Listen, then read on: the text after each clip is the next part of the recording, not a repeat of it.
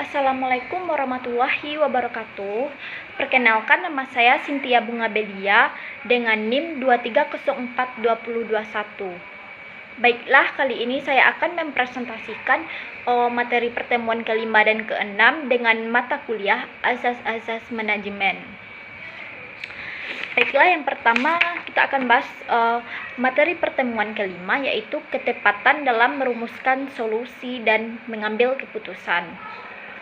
Keputusan berarti pilihan. Pilihan yang dimaksud adalah pilihan dari dua atau lebih kemungkinan, atau dapat dikatakan pula sebagai keputusan dicapai setelah dilakukan pertimbangan dengan memilih satu kemungkinan pilihan. Proses dalam pengambilan keputusan adalah suatu usaha yang rasional dari administrator untuk mencapai tujuan-tujuan yang telah ditetapkan pada bagian awal dari fungsi perencanaan. Tahapan dalam proses pengambilan keputusan itu ada 6. Yang pertama, perumusan masalah. Perumusan masalah dimulai dengan mengkaji fakta-fakta yang ada. Kemudian yang kedua, pengumpulan dan penganalisis data.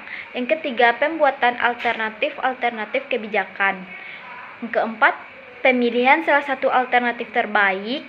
Yang kelima, pelaksanaan keputusan. Dan yang keenam, pemantauan dan pengevaluasian.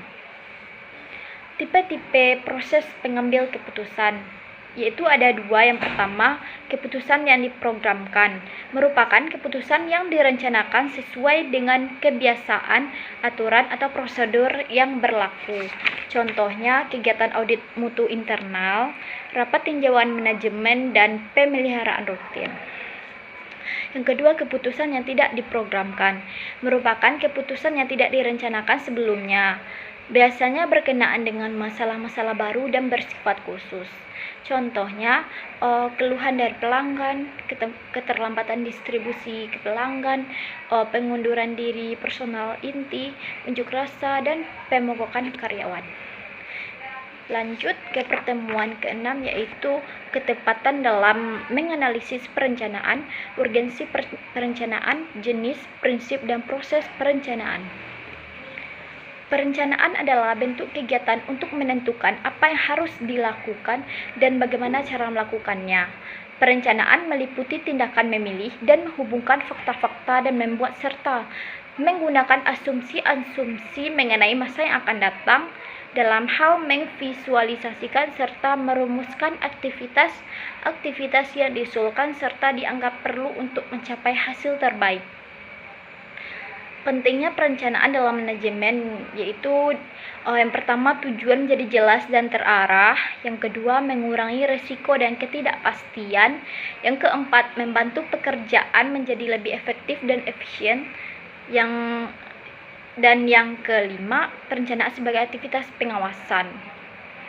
Jenis perencanaan, perencanaan cukup banyak variasi.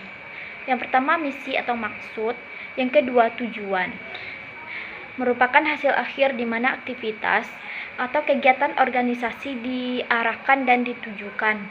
Yang ketiga, strategi, merupakan rencana umum atau pokok untuk mencapai tujuan dari organisasi.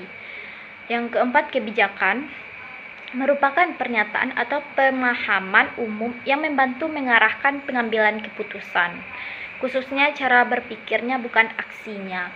Yang kelima, prosedur, merupakan rencana karena menetapkan cara penanganan suatu aktivitas di masa mendatang. Yang keenam, aturan, merupakan rencana yang dipilih dari beberapa alternatif dan harus dilakukan atau tidak dilakukan. Yang ketujuh, program, merupakan jaringan yang kompleks yang terdiri dari tujuan, kebijakan, prosedur, aturan, penugasan, langkah-langkah yang harus dilakukan, alokasi sumber, dan elemen lain berdasarkan alternatif yang tidak dipilih. 8. Anggaran, merupakan rencana yang dinyatakan dalam angka-angka. Prinsip-prinsip perencanaan. Yang pertama, planning harus betul-betul membantu tercapainya tujuan. Yang kedua, planning harus merupakan kegiatan pertama dari seluruh proses manajemen. Yang ketiga, perencanaan harus mencakup seluruh kegiatan.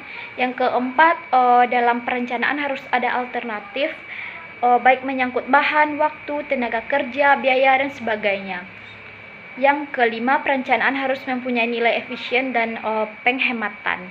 Yang keenam, perencanaan harus melihat faktor-faktor yang urgen saja sehingga harus jelas, terang, tidak bertele-tele. Yang ketujuh, perencanaan harus mudah disempurnakan, diperbaiki, atau disesuaikan dengan situasi dan kondisi yang sewaktu-waktu berubah. Yang kedelapan, harus mempunyai strategi untuk dapat diterima oleh semua pihak agar dapat terlaksana sebagaimana mestinya. Proses perencanaan. Proses perencanaan dimulai dengan mempelajari lingkungan eksternal organisasi, kemudian dilanjutkan dengan misi turun lagi ke tujuan organisasi. Tahap pertama adalah melakukan perencanaan seperti biasanya, yang kemudian dikembangkan dengan mempertimbangkan kejadian-kejadian situasional.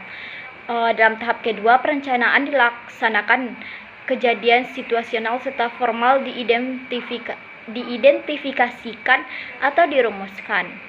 Indikator kejadian situasional dirumuskan atau ditentukan.